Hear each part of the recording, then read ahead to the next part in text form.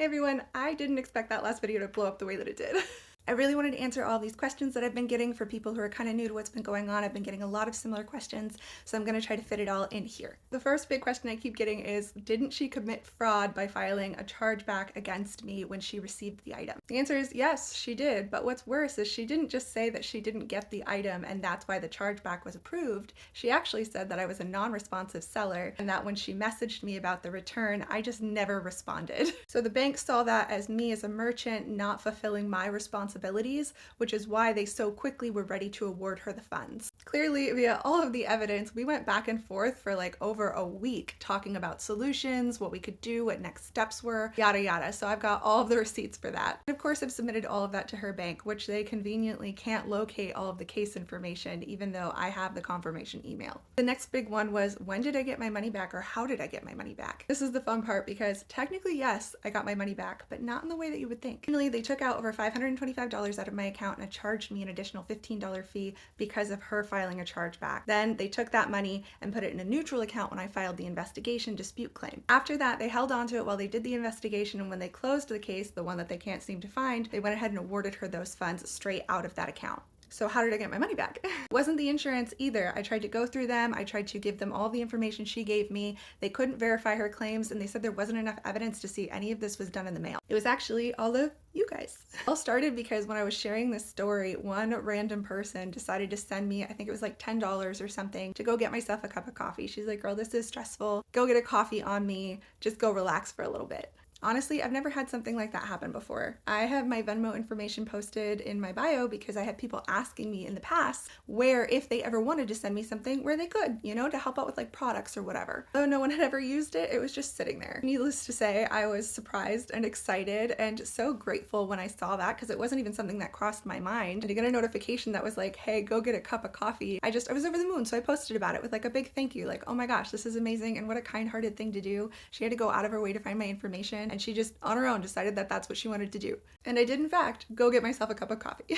After that, though, it just became like an avalanche of so many people sending in little amounts of money with super, super sweet messages, and just, it was so touching. And then a couple of people sent in much larger sums that was just like shocking to me. I reached out to them. I was like, oh my God, did you mean to like send that much? Because I will send it back to you. And turns out that they did. I was able to amass back all of the money that I had lost plus some more. And then with the extra, I bought brand new shipping supplies just in case, things that would keep things extra safe. And then with the remaining amount, I took that and I did go do something relaxing. I actually went to go get a facial, and it felt so good. Funny story about that actually is that the esthetician who was working with me, turns out that she had followed me already. She was talking to me about the whole story and everything. I didn't even know that she knew who I was, and oh my God, so I even got to give that money back to somebody who had been a follower for a long time, and that was amazing. Okay, now here's the kind of funny situation that keeps coming up in the comments right now. Some people who are new here are looking at the original videos and pictures that I posted and saying, oh, well, I see hints of discoloration and staining here and there on the dress, so it must have just resurfaced when you sent it out and you didn't know. I have covered this in the past, but let's go ahead and go through the original product description together so that you guys can see how I listed this item originally. As you can see, it's a silk blended wedding dress, and it is gorgeous, absolutely beautiful. And in the description, I do list that there are some areas of discoloration as pictured. One of the main areas being kind of towards the center of the bodice area in the front. There was like kind of a smaller area of discoloration there, and I photographed that here. With the original buttons as well, I had stated that I was leaving those intact should the new bride want to keep those original buttons, even though I did know that there was some discoloration. Overall though, the pictures are pretty freaking accurate. Took them obviously, as you can see, with bright lights, anything that would have been a heavy stain you would have seen. And then on top of that, I had it in my possession for almost a year. For those of you who are saying, well, stains can resurface and yada, yada, yada, I had it in my possession for a year, right when she bought it, and I got ready to send it out. I took it out of the package and I took a look at it in the indoor lighting thoroughly, like on the mannequin and everything, checked everything, took it out into the outdoor lighting and natural light, looked at everything. It did not have anything new on it whatsoever, and sent it out to her knowing that I was confident with the condition that it was in. I would never, ever send something to somebody in that kind of condition as we're seeing now. For those of you saying things like, could it have been damaged in shipping? Oh, absolutely. That was my first concern too. As soon as she showed me there were pictures of stains on the gown, immediately, my brain was like, it must have been damaged in shipping. So thankfully, I paid out of pocket for insurance for her because she didn't select it. And I was like, I don't feel good sending things over $500 out in the mail without insurance. So I paid for it for her as a gift. And that was my first thought. However, as I was sharing this story, more and more of my followers were pointing out the fact that she started this whole conversation saying that she bought the dress with the intention to take it to a tailor, knowing that it wasn't going to fit.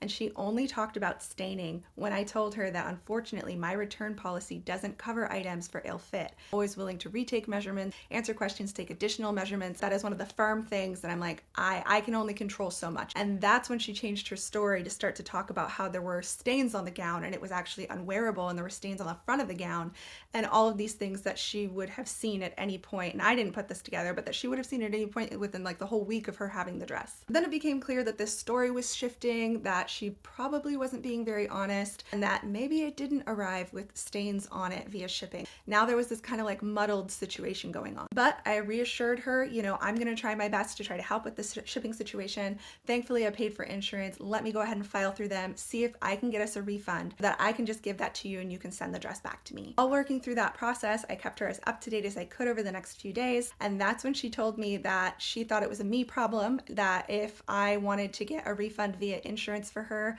that I just kind of needed to sort that out and wait for it myself, but that I should need to refund her directly out of pocket and that she wanted it now.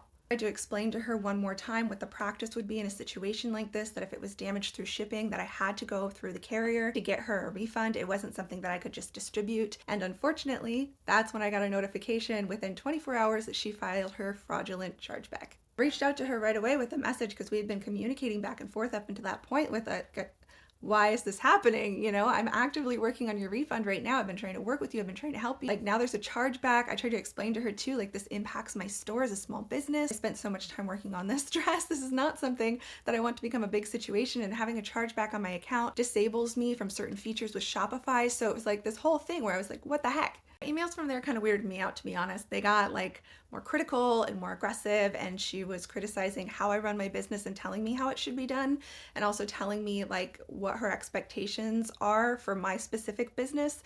It was a whole thing, and they were very long emails, even though all I was asking for was for her to return the dress so that I could process the refund. Eventually, she did return the dress, and when I got it, it was wow. Wait, let me back up too, because right before she sent it, she suddenly sent me pictures of more stains appearing, because now she knew she was going to have to send the dress back. Sent pictures of even more stains that have magically appeared now before she sends it out. I have a feeling this was kind of just like to try to cover her butt before she sent it back to me, so that when I opened it, I wasn't like, these are way more than 2 stains that she described. Regardless, even her photos didn't prepare me for what it is that I ultimately got back. I hope that answers some of the big questions. If you want more of the smaller details and to know the whole story, you can look at some of my previous videos. I'll try to pin it or whatever it is that I can do. But that's where I am right now. So I'm putting all of that aside. That's not really where the focus is for me right now. And I'm going to start working on making this dress into something really special. Hopefully find it its true second chance to be loved again. So make sure you tune back in for updates as I continue to work on this gown, because I'm kind of excited to see how this turns out.